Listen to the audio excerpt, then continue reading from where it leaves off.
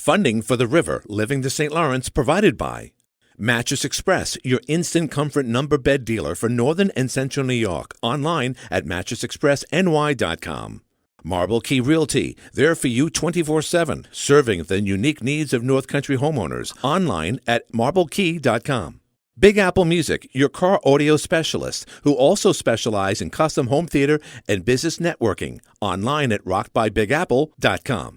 Armageddon Arsenal Supply, exercising our Second Amendment rights, located on Route 11 near the Fort Drum main gate. Tremblay's Handyman Services, supporting production of the River, Living the St. Lawrence series. And by Lake Ontario Realty. Serving the region for 18 years, Lake Ontario Realty is once again the volume leader in Northern New York for the 4th straight year. Serving all of Northern New York, including the St. Lawrence River and the Eastern Ontario communities. See them on Facebook and online at lakeontariorealty.com.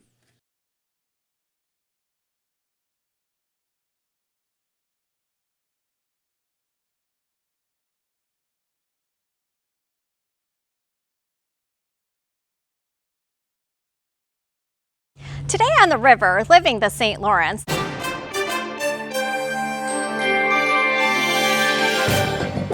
Did they know the ramifications of building a wood structure on the St. Lawrence River? That building inspector that had a 4th grade education said, we're surrounded by water, so let's just build everything with wood. We've got nothing to worry about. The guys talk about the history of the St. Lawrence River, the famous people who lived on it, and the castles they built.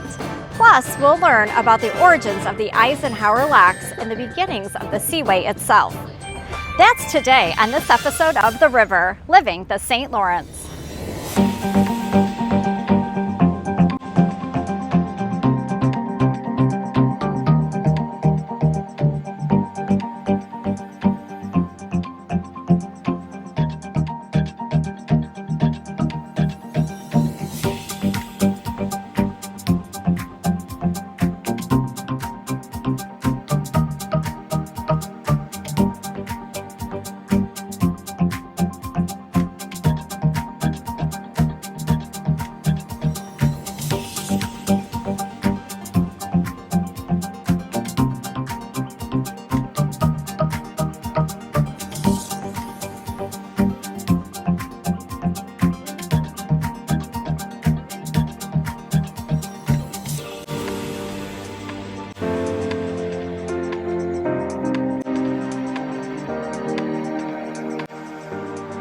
On today's show, the guys talk about the river's rich and profound history. Of course, there's never enough time to talk about the greatest river in the world. So today is part 1 of 2 shows dedicated to the river's history.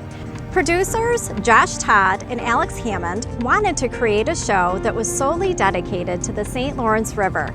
That's why they created a roundtable discussion with host Glenn Curry to talk about the river's rich history, its contributions to world trade, and its growing popularity with the best anglers on the planet. Without further delay, let's join part 1 of the history of the St. Lawrence River with Josh, Alex, and Glenn. A couple of Round Island, Frontenac Island. So it's the island with 2 names, Josh. Which is it? Is it Round Island or Frontenac? Right now it goes by Round Island, but the Frontenac post office is still current, still delivering mail. So island residents can go pick up their mail there too. But yeah, it's been born of a couple names. It's got its own post office there. Where exactly is Round Island? So it's right northeast of Clayton and just a little bit downriver.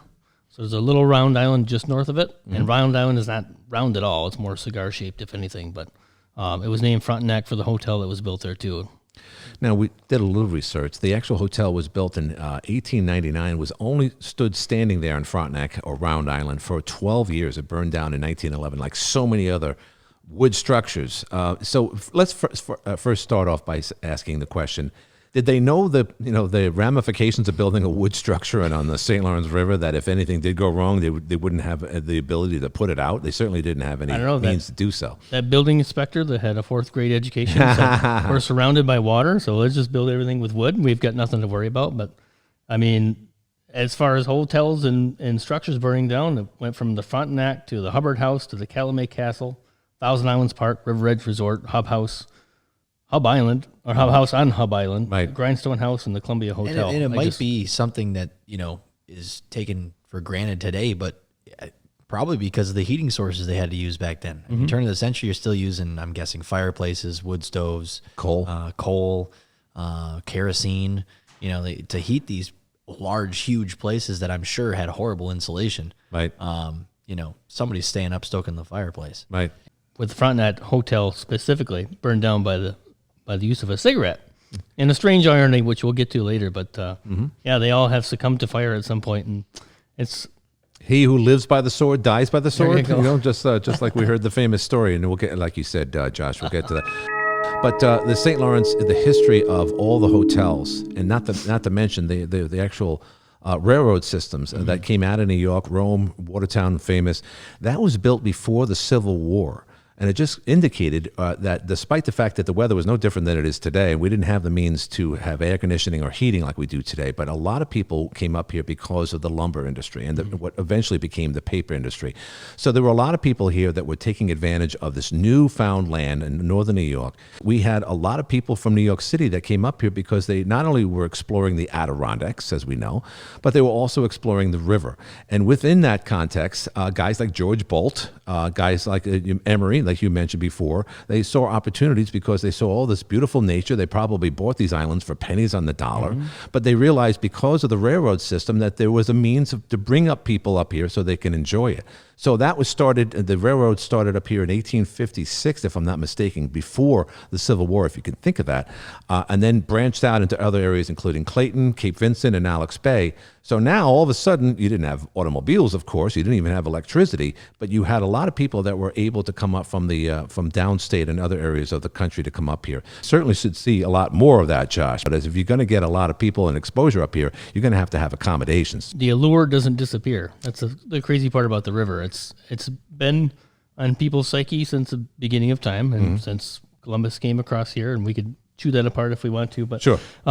They've had portages from the eastern side of Lake Ontario and Chameau Bay all the way to Clayton, and that's where the terminus for the railroads was there too. And I've seen pictures of ladies in their fancy dresses and men in top hats just vacationing. They'll get on a train in New York City and they'll head up here. I think they would stop off in Utica. There's still some nice trains down in Utica too, but Sure. There was a draw here, and they would recreate up here, and it was just where they would spend their summertime. And they had the money to do it. Like you said, they bought islands for very cheap, and some guys would scoop them all up at 10, 15 at a time, and then start doling them out to the people that he knew as buddies. And the interesting part is it's like the oil tycoons and the Rockefellers and the turn of the century people like for George Bolt, and even down to the Singer Castle owner for the Right. Singer sewing machines. Exactly. The money was here.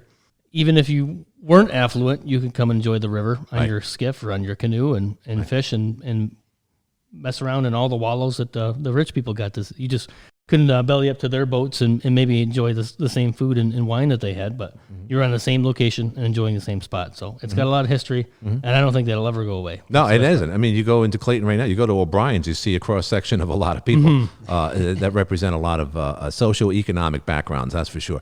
One island that I'm fascinated with that we didn't talk about, guys, I'll bring up right now, is Carlton Island. Yes, And very there's cool. a big home there that, this beautiful structure. It had its own ballroom on the third floor. It had the old-fashioned toilets, like from The Godfather, where you could still see that. At least you could. A couple of years ago. It's in disrepair now for obvious reasons. So that he had succumbed to poverty, unfortunately, after the fall of the stock market in 1929, like so many other people did. Was that the beginning of the end of the St. Lawrence heydays, Josh? From what you know? I think it's just like the river that ever runs through. It's just another rebirth. It's just out with the old, in with the new, but the new will carry on traditions of the old. And Carlton Island, I don't know if you are aware of at the head of the island, they have Fort Haldimand. And that's got a lot of history back to the 1812, War of 1812. As far as my research and everything I can find, that was the only land that changed hands during the War of 1812 with the British and the French and everyone competing for this area. Wow. So, a lot of history on that. They've been exploring that area at the head of the island, an old fortified structure there, and they've done ground penetrating radar.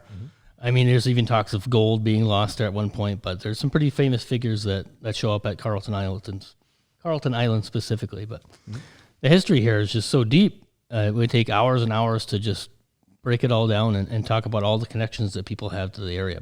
But there's over 2,200 islands Yes. in the Thousand Islands, and they start from the face from the opening right there at Cape Vincent and go all the way up the river. How far do the islands continue up through Waddington, Alex? I mean, if you want to count the ones that we have, we've got Ogden Island. We have one called Bird Island. It's a lot smaller now since the Seaway went through. But, I mean, the islands continue. Mm-hmm. Where does the Thousand Islands end? I think that's where your imagination ends. Ooh, I like that. I still consider, us still part of the Thousand Islands. Well, are there islands beyond the locks up towards Montreal? Do they have islands still in the middle? Oh, yes. Okay, I've never been up in that region. If you get on a boat and you have enough money to put fuel in your tank, you can head all the way out to Labrador and the Atlantic Ocean. So a couple locks along the way, but it's an open path to either the East Coast or right down through the center of the Great Lakes all the way up to Lake Superior. So it's well traveled. There's books and videos and series on it, and people just make the best of it. Either you're fishing or you're traveling through. So once you open up to Labrador, and that's where Jacques Cartier came in, just by we're going a little bit farther back, but those are his two trips. Yeah, those are his two trips that came in through Labrador and up at the St. Lawrence. I think he made it as far as the Lachine Rapids, and met with some resistance because the water was so shallow. But that's where the Seaway Development Corp came in and made it to the Seaway that it is today. But How long did it take to build the actual lock system? 1959, I think, is when they started. It was 55 to 59. Yeah, 55 to 59. About 4 years. Yeah. So it's amazing. I mean, the engineering spirit that Americans have. Not to mention that we're off the beaten course here, but the Erie Canal was built and completed in 1825. If you could think of that, that's amazing. It was called Clinton's Ditch, and they started from Buffalo and then from Albany, and they kind of met in between. But that same engineering, obviously, years later, helped build the Panama Canal. Getting back to the islands, we talked about Frontenac. And we talked a little bit about Carlton Island. Let's go to the most famous island. I know it's probably the one story that a lot of people know a lot of, but there's a lot of people out there who don't know the story of Hart Island and George Bolt.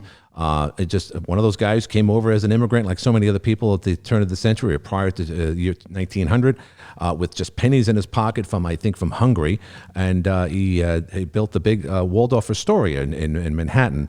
And then somehow or other, he learned about the Thousand Islands, fell in love with it, bought the Hart Island, and built the most famous castle in the Thousand Islands that went into disrepair. We all know the story. His wife died in 1904. That's when construction just completely stopped. But recently, they brought it back to life. Alex, let me ask you, what are your thoughts about the new and improved Bolt Castle in the last 10, 20 years? It's amazing. Like the entire story from beginning to end, and then, the end of that story would be, 1977 when they actually, bought it for $1, the Thousand Islands Bridge and Port Authority. And what's great about that is every single cent that they made in revenues goes back to actually restoring the mansion.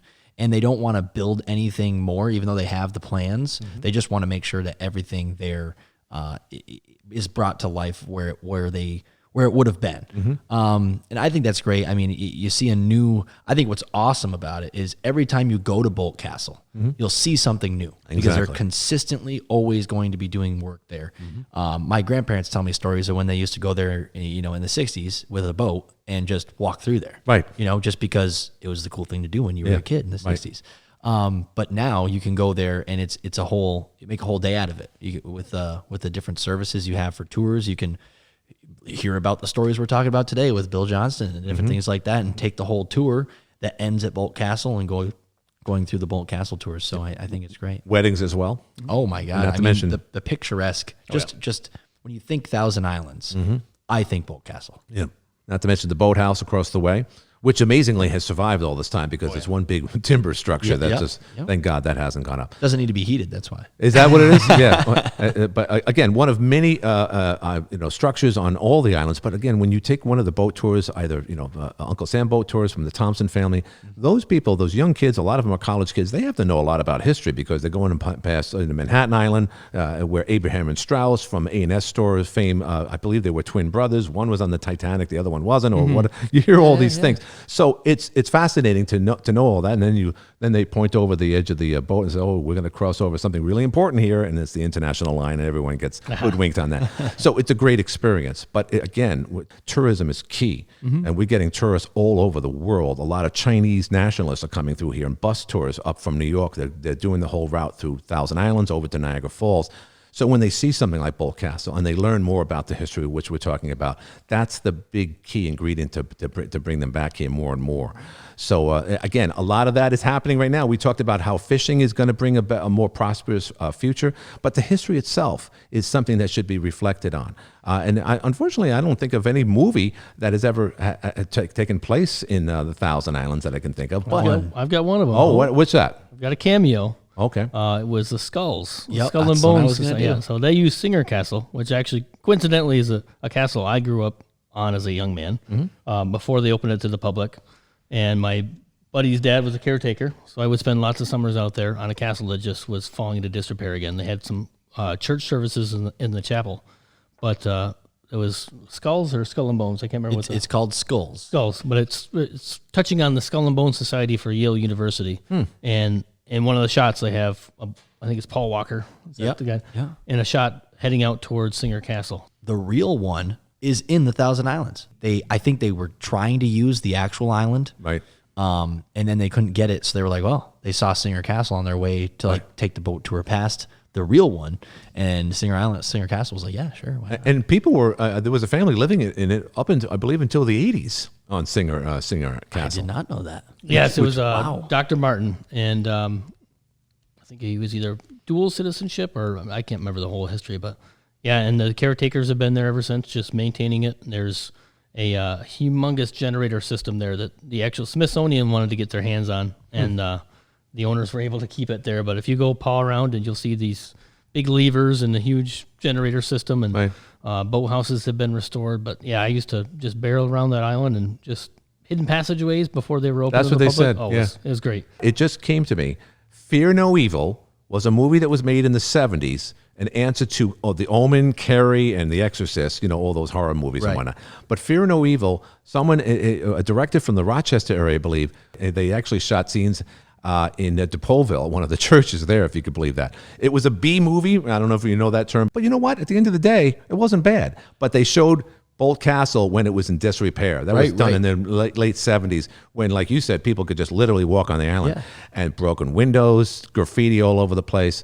So when they went in there and fixed that, and like you said, they fix one room per year. So there's always something Right, and then yeah. by the time they're done, they're going to have to go back to the beginning again. And what I love about the restoration project that they do at Boldt Castle is just like if you've ever seen Pickens Hall in Hewelton, they leave some of the walls what they were before they actually, so you can actually see this is where it was, this is where we are now. And it's better, I like that better than just seeing photos of what it used to look like. They have the photos too, Right. but it's cool to be able to see that's what it would look like if people hadn't come in and cared enough to refurbish To restore it. You take a boat tour and you see all those beautiful Victorian-style homes on both sides of the river. That's on the Canadian side and our side. How in the world did they build all those houses back in the day before power tools, or electrical tools and so forth? How did they do it, Alex? I mean, well, I own a stone house from 1825, and like I said the last episode, I'm actively refurbishing a bathroom right now. We literally pulled up 3 different types of flooring in order to get to the original floorboards. But every single time I walk in the basement or I'm looking at the structure, I go, how in the world? You think it would take them so long, and not to bring this up to a crazy level, but you think the same thing about the pyramids. How'd they do it? You know, people, I think it really comes down to the motivation of people. Like we've always talked about, these people saw something here. They wanted to be part of what was happening here. And they said, we have the money to do it. Let's do it. But these days, to build a house, you have to jump through hoops to build a home these days. Right. And now, again, they didn't have the ordinance that we had now. They didn't have the regulations in as far as how close your house could be to the edge of the island. Does that hold back developers from coming up here and building the next hotel, Alex? Yes and no. I've never been a huge fan of red tape. That's why, specifically at the town level, I think there's so much red tape out there, and some of it needs to be there. I do agree some of it needs to be there. But I've always thought, as far as our local code enforcement, our local laws and whatnot, we should be there to help people through the process as much as possible, not hinder them. Right. So we try to work with people as much as humanly possible. A lot of the waterfront property, like I said, in Waddington is either owned by the town or by private citizens, and they are thinking about that in the long run.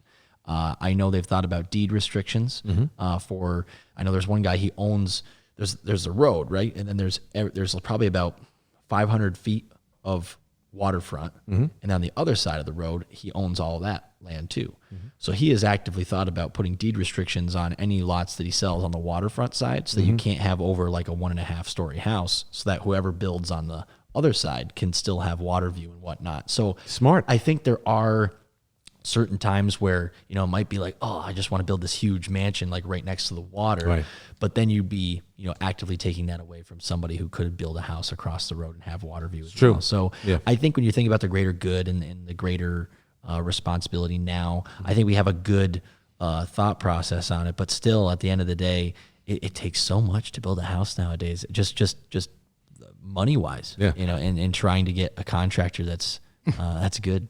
Yeah, and I know a couple. Yeah, and just to get the materials, like I said, over to these islands from the mainland, it's very, very difficult. Well, the quarry for both Boat Castle and Singer Castle were from, I want to say, Ironsides Island. And there's a rookery there for blue herons now. But Really? they quarried a lot of stone from the actual seaway and from the islands that were close by. But again, the manpower, sawing lumber from, they probably bought sawmills out there to the islands to do all this stuff, but they had the money to do it as well. Right, So right. they had some dollar bills to throw around. Well, my house in build their- Waddington, all the stone came from the river.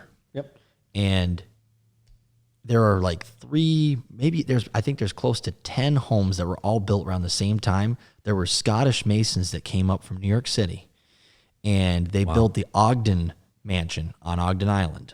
And then all the Ogden's buddies were like, hey, could you come to my house next year and build, or come to my land next year and build me a house? Sure. And it almost is like, if you look around and you see the stone houses in Waddington, it's like they went from here, the next year they built this one, the next year they built that one. And it's just, they were experts at their trade, and they did exactly what they were supposed to do. And they did it quick.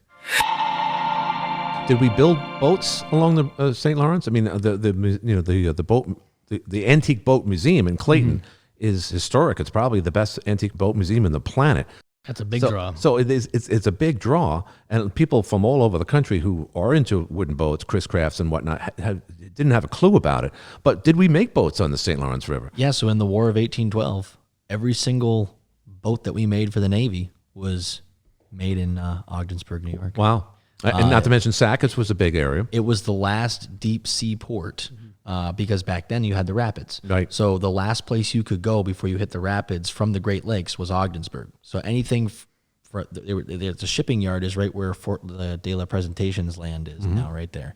So over the years, that's been contaminated with different things, but now it's finally getting to a place where they can rebuild the fort right where the lighthouse is. But a lot of the ships were built right there, put into harbor right in that last deep sea port, and then put down the river right into the Great Lakes. It's amazing. We have a place on Point Peninsula that looks at Sackett's and Henderson Harbor from the other side of Henderson Bay, if you will. And it's just amazing to note that there was a war that took place there.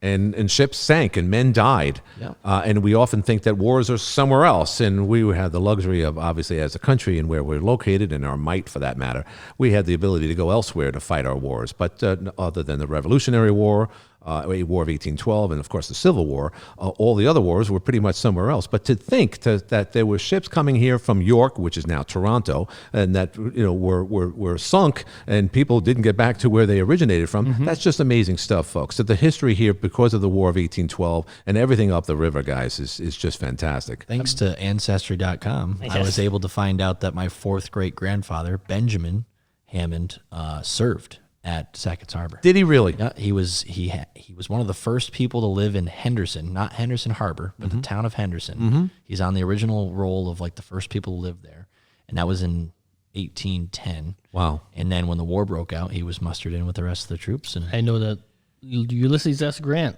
did a tour there as a lieutenant. Right, Yeah, right. back in the Navy. Right across the way here is the Woodruff well, they call it the Woodruff Medical Building, but that's where the Woodruff Hotel was. And on the second floor, there was a balcony. It might have been the third floor, but I know Ulysses S. Grant came up here when he was president. He was president, obviously, after the Civil War in the early 1870s. But he stood there. The place was packed with people, as you can imagine, like many other presidents. When a president would be here, or a senator, like Senator or Robert Kennedy and whatnot, everyone would come down here and watch him. But he did mention his days as a lieutenant in Sackett's Harbor, right across the way from here. So we're sitting in a very historic spot for obvious reasons, but that's one of the reasons why we're talking about this area, the Thousand Islands, plus Eastern Lake Ontario, and how people gravitated here and all the history behind it. Let me ask you, Alex, you're both young guys and whatnot. What was the first historic story that you remembered growing up about the river? It would have to be the story of the Ogden family. The Ogden family came to Waddington before it was even Waddington. They owned a lot of the land up here, along with Joshua Waddington. But the story was there was this huge mansion that they built on Ogden Island. And unfortunately, unlike what we've been talking about a lot today, where it was destroyed by fire, it was actually destroyed purposefully by the owner because they believed that when the seaway was built, it was going to have to be torn down anyway. Wow. So the worst part about that story is if you look at where the foundation is, it would have been saved. Oh, my goodness. It would have been fine. It would have still been there. It would have still been there. It was built in the late 1700s. Rumors are that I'm sure we can cover a whole episode on the tour of James Monroe when he toured around through he was touring the fortifications that we had right after the War of 1812 to make sure if there ever was another war with Canada that we were good on our northern border. Right. And so when he went to Plattsburgh, he took it all the way down the river by horse and buggy, just following the river, down to Sackett's Harbor. And I know for a fact he stopped and stayed at Nathaniel Ford's house, who was a colonel in Morristown.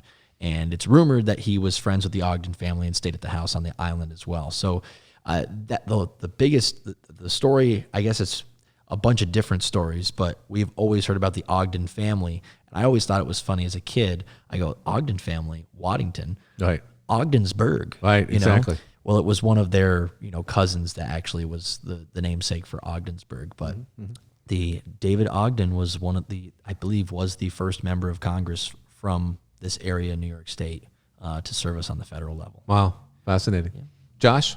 Probably when I started visiting Singer Castle Right. on Georgetown Island. And I remember very, very dark nights riding with a flashlight on a tiny little John boat from Chippewa Bay out to the island and seeing that castle just appear as you come around Toothpick Island. And I thought, this is just a crazy, mysterious place that I didn't even know was in my backyard growing up as real young.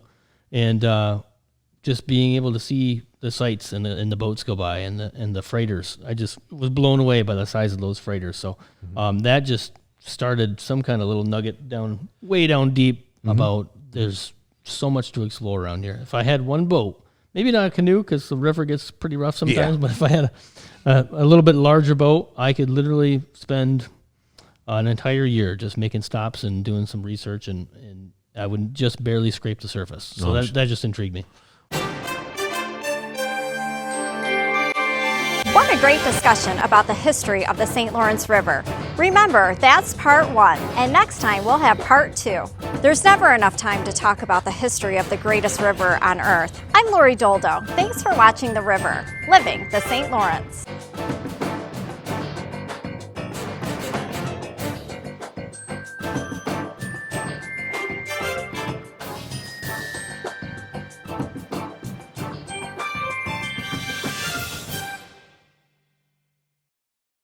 Thank you to our sponsors, Mattress Express, Marble Key Realty, Big Apple Music, Armageddon Arsenal Supply, Tremblay Handyman Services, and Lake Ontario Realty. Serving the region for 18 years, Lake Ontario Realty is once again the volume leader in Northern New York for the 4th straight year. They worked hard to be number 1, serving all of Northern New York, including the St. Lawrence River and the Eastern Ontario communities. See them on Facebook and online at lakeontariorealty.com.